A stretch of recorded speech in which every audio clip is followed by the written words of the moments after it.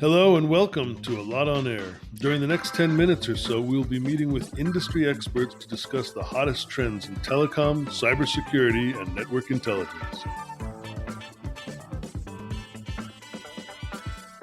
Hi, I'm Barry Spielman, Product Marketing Director for Cybersecurity at Allot, and I'm pleased to have with me Eduardo Holgado, Director of Product Management, SMB Segment Owner here at Allot for Cybersecurity. Thanks so much for joining me here today. My pleasure. Okay, so I want to talk to you about SMBs. Are small businesses on the radar for cyber criminals? Absolutely. Cyber criminals are targeting businesses of all sizes these days, especially when you look at that 10 to 15 employee business. That business is at very high risk. Why? Because first, they have a non-functional security solution in place. This means that they have something that they don't have properly configured. Okay. Also, some of them might not even have a security solution in place at all. So these guys, they are at very high risk of being attacked. And if they are attacked, chances are that attack is going to be successful because, again, they don't have proper protection in place.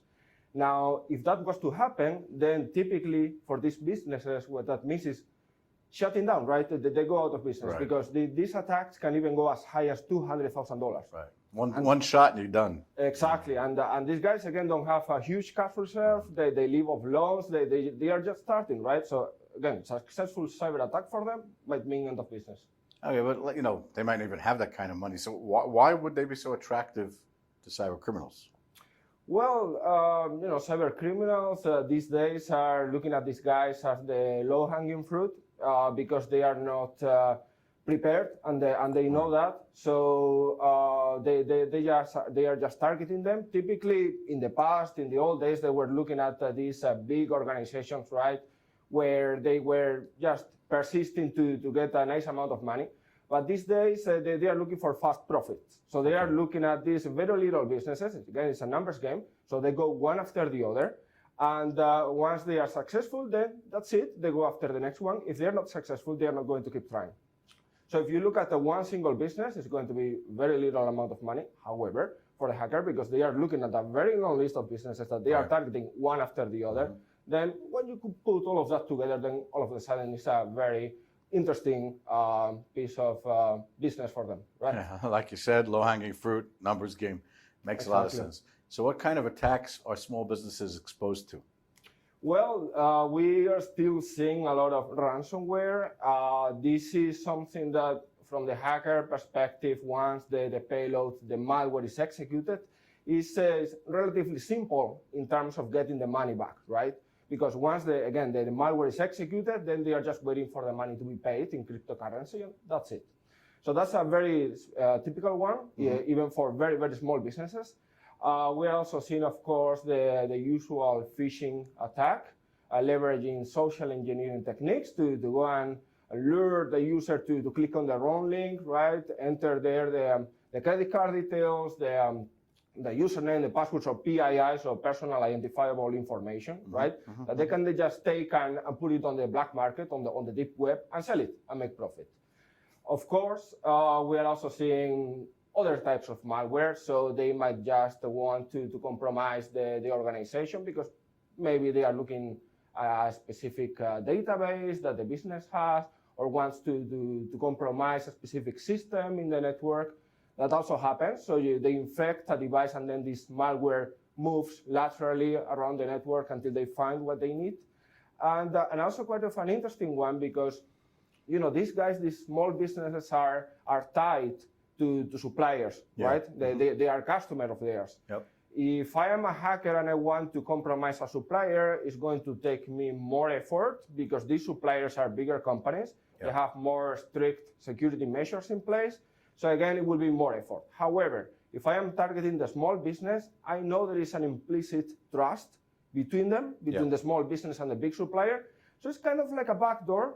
So I am compromising the small business. And but then you're getting a deal, you're getting into the other one. Exactly, okay. Exactly. You kind of touched on this, but so if they're that vulnerable, why are they better protected?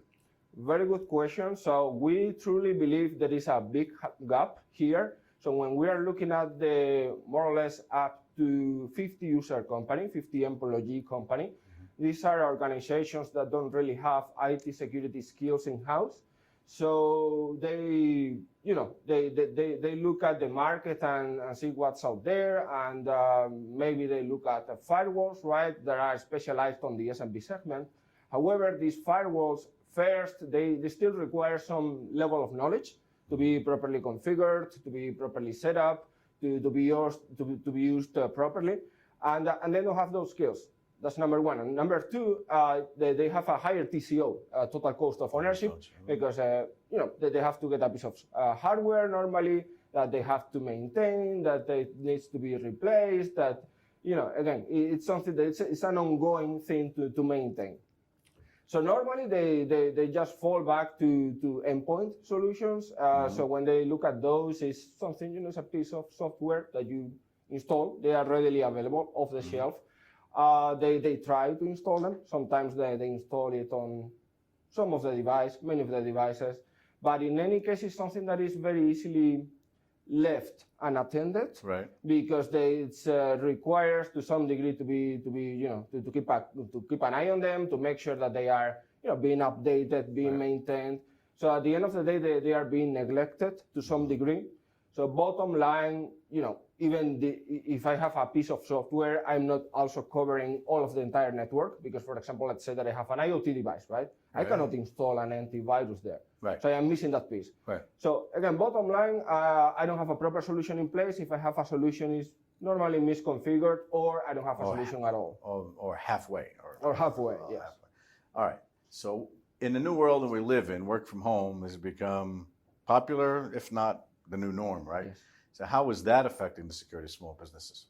That has a huge effect on cybersecurity. Well, first of all, when we look at it from, let's say, from a business point of view, so work from home is something attractive to me, right? If I think about the employee, I am saving some commuting hours. That employee doesn't have to go to the office as often. They get some flexibility. That's for them. For me as a business, I don't have to have as much of a big office to hold all of my employees, because they are not coming at the same time. So all things considered, it's a nice thing for both the employee and the business. However, from a cybersecurity perspective, this has a huge impact, because now we have to take into account a situation where normally you have a device in the old days that is in the office all the time, not moving, and I kind of have it under control. However, now we have a device that is going somewhere else, is connecting from other networks. Those networks are not being managed by me, by the SMB owner. I don't know anything about them. This can be the home of the employee. This can be a coffee shop. Can be anything. Bottom line, these are networks that are not controlled and are normally not secured. So the issue here is that if that device gets infected, most probably will get infected, that device is coming back to the office, right? It's coming back to the office. And everyone else infected. Exactly, same as COVID. It's the same idea. So we have something being exposed that then is coming to the office, and this is happening quite regularly. Right. It's a hybrid model. So maybe one day I'm connecting from Starbucks, the day after I go to the office, then I work from home, then again to the office. So it's a huge risk. So more important than ever, we have to make sure that we have proper security in place in the office, and for these devices, wherever they go, they have to be protected. I understand. Okay, so given everything you've said so far, what makes Allot's approach to this different than others? Well, so the way we approach this is a solution that is covering and protecting every single employee, every single device, wherever they are. So that's number one. And number two, we have a solution that is a solution that can be enjoyed, used, and consumed by any business. And they don't have to have IT security knowledge in-house. Okay? Then this is a solution that is built for the CSPs, built for operators. And what this is translating to is a solution that is fully scalable. It has a very low TCO when I look at the tenant, when I look at this SMB, and allows the operator to offer the solution at a price that any SMB can afford, right? So any SMB just can go and consume it. It's a very, not to say negligible maintenance, because it's something that I activate it and I forget about it, okay, which is solving a lot of the issues. And then on top of that, because it is something that we have created for the operator, they have full flexibility to configure the solution and make it unique. So they can create a specific offering for their market. They can also the user experience, they can make it unique. So it looks like as a unique solution, completely unique solution on the market for them. All right, so just one last question before we let you go. You already started talking about why it's unique, but here's an opportunity, a day in the sun, to go a little bit more into the Allot solution if you want to share. Sure. So let me talk about Allot Secure. So Allot Secure is what we call the platform. This platform is a solution that you are installing as an operator. This can be installed on premises, so traditionally in their network. However, it can also be co-located, or it can be hosted in the public cloud, okay, by the operator. And this solution is composed of multiple modules. And so if we look at the modules that we have, these are modules that the operator can pick and choose which ones are interesting for them. So I can start with Network Secure. Network Secure is our flagship product. It's deployed all over the world. It's a premium zero-touch solution that achieves very high penetration in very little time and provides security and content filtering for the SMB. Okay, so normally we see it on the mobile networks, but also we are seeing it on some fixed networks. Then we have a Business Secure, also part of the Allot Secure platform. We are seeing a lot of traction lately. And this is, think of it like an agent, a lightweight agent that is integrated with the operator CPE, okay? So there is no need to have any additional hardware. And this is something that is just, again, integrated and the SMB owner can directly consume. So again, the same concept, so just go there and activate it and configure it. And also same as Network Secure, it has the concept of being user-centric. So I don't have to configure Business Secure or Network Secure. I have a user called Peter. He works in sales, and I want him to be protected against viruses, and I don't want him to access any gambling, right? That's it. That's all I do. And then Allot Secure takes care of replicating that across all the modules. And then we have what we call Endpoint Secure. So Endpoint Secure is an agent, okay? And this agent is installed on the device itself.